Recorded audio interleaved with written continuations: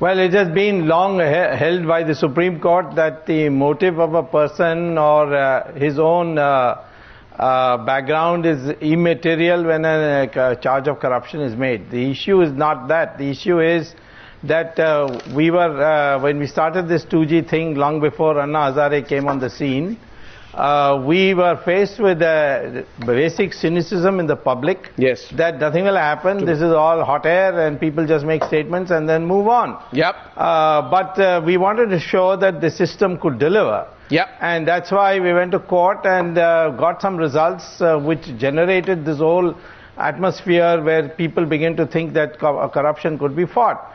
Now what's happening today is that if you flit from charge to charge and do nothing, we'll be back to the same pessimism, and that's exactly what the corrupt people want. They want to say everybody is corrupt, and nothing will happen. This is the way of life.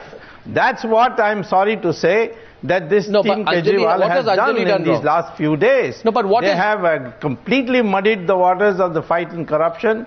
They have lost focus completely, and today we are in a situation where we have to go back and start telling people that no, corruption can be fought. No, one sec. What has Anjali done wrong? What is Anjali's fault? What is your point on Anjali? I want it directly put tonight from you to her so she gets a chance to respond. Yes. No, I have nothing against her. I don't even know. I don't know her at all. Right? I do not know her, so this question is not that I'm making a charge against her at all. Yes, Mr. I'm only saying this whole business of hit and run, where you just make charges and move on, and then they make counter charges, and then everybody gets confused. Right. Okay. We need focus, and the focus can only be done today when the government of the day is thoroughly corrupt.